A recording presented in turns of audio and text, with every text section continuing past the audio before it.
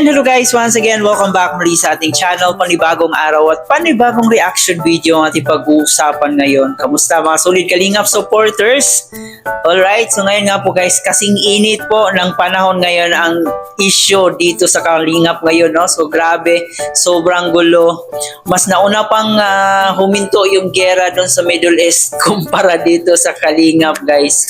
Ngayon ay atin pong bibigyan ng reaksyon itong pahayag po ni Kalingap Edu, kung saan nagsalita na nga po siya patungkol dito sa kaguluhang ito at meron din po siyang pakiusap. So dito nga po marami ang nagtatanong kung magkakaayos na kaya or mas lalo pa kayang gugulo. So mamaya ng konti ay ating panoorin ang video ni Kalingap Edu. Pero bago tayo magpatuloy doon, please don't forget to subscribe sa ating channel, paki-like and share ang ating video, at paki-turn notification bell para laging updated every time na mag-a-upload po tayo.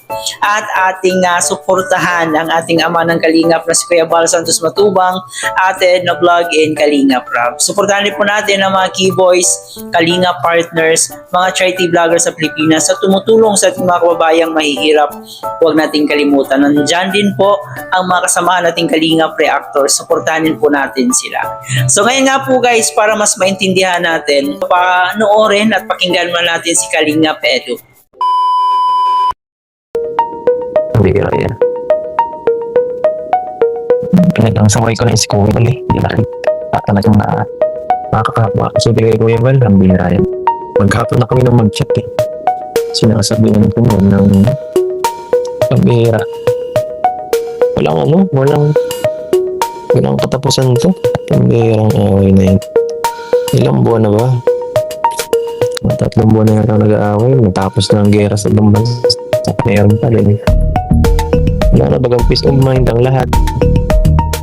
Walang peace of mind. Ganun din siya. Ang pamilya nila. Nakakaano na rin. Nakakaawa baga po.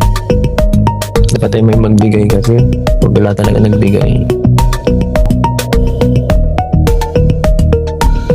Wala talagang mag-ano. Walang matatapos. Nung pumunta kami nung isang araw, talagang nakakaano talaga eh. Nakakawa na talaga ng ano mo. Lagay ano. Siyempre, masakit din sa akin. Alam ko kung nasaktan din yung mga viewers ng Kalingap. Pero, dapat din naman kasi. Kaya wag po tayong wag po tayong palawakin natin ang isip natin. Natant din sila ng at yun nga ng mga oras na umiiyak siya guys. Sabi ko sarili ko pang baby. Kaya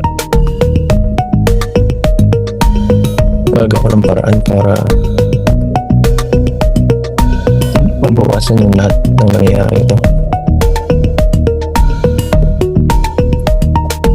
So yun nga pagkaano tao ka na ako yung pagkatapos ng tapos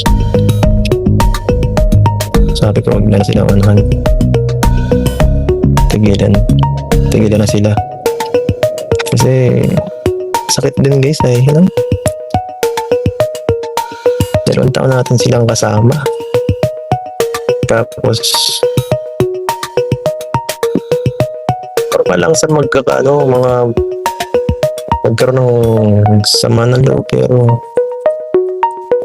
dapat ayusin din agad kasi mahirap yung sa mga taong mahal mo na pinapatagal yung sama ng loob at baka lalong mawala baga. Siyempre ako paano baga kahit pa paano ay mahalaga rin. Mahalaga parehas eh. Mahirap eh. Mahalaga siyempre Kalingap to. Saka siyempre napamahal na din yung sila. Kaya ang hirap eh. Ano po, mo. Hindi mo alam kung saan ka lulugar na eh.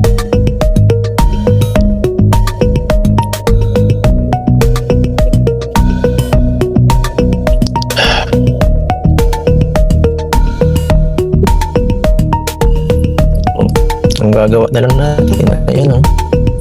Kausapin yung mga kaya natin kontrolin na tao para bawas-bawasan yung ginagawa. Para di na makapinsala ng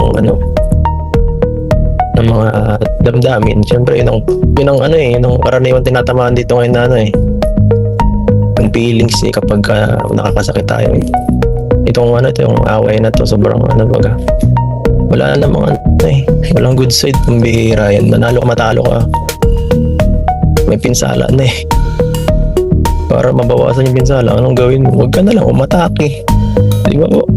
Pinakamagandang gawin, di ba po?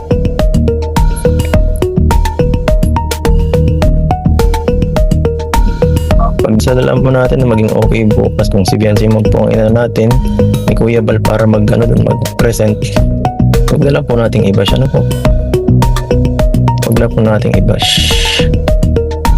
Kasi kahit pa paano sa buhay natin sila ay naging part. Po?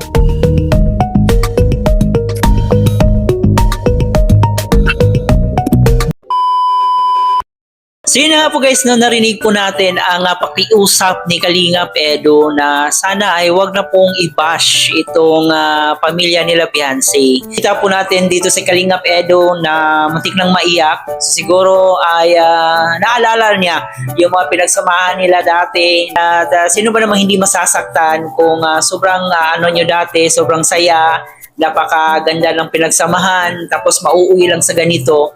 Feel natin si Kalingap Edo na nasasaktan rin siya. Sinabi po niya na kinausap pala niya private yung pamilya nila Beyonce. So, di natin alam kung ano yung pinag-uusapan nila, but we know na ito ay para sa ikabubuti po ng lahat. Sinabi rin po niya na kinausap niya si Kuya Bal na sana ay hindi na aabot pa sa ganito. Pero sa tingin natin si Kuya Bal ay nasaktan rin sa pangyayari, kaya hindi rin natin masisisi yung emotion ni Kuya Bal.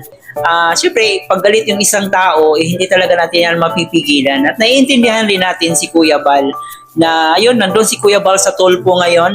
Kung napanood nyo po, ay grabe yung emotions doon, halo-halo. And kita rin po natin yung pamilya nila Beyonce na nasasaktan rin po sila sa pangyayari. So isa rin sa dahilan kung bakit mas gumulo ito ngayon is yung mga sulsol na tao at may mga ibang reactors din kasi na parang below the belt kung makapag-react, and naiintindihan rin po natin kung bakit nasasaktan yung pamilya nila Beyonce. We know din naman na isa sa dahilan kung bakit nagagalit si Beyonce ngayon is yung nangyari about po doon kay Kalingap Edo. So I hope ma-settle na po nila yan at makapagpatawad sa isa't isa. Kasi tao lang din naman tayo nagkakamali. Sana magkaayos kasi para na rin sa pinagsamahan, para matigil na rin yung kaguluhan. Kayo ba guys, ano pa yung masasabi nyo patungkol dito sa ating reaction ngayon? Huwag kalimutan dyan, mag-comment sa ating comment section. Hanggang dito na lang po. Ito po yung host na si Chloe TV. Thank you for watching.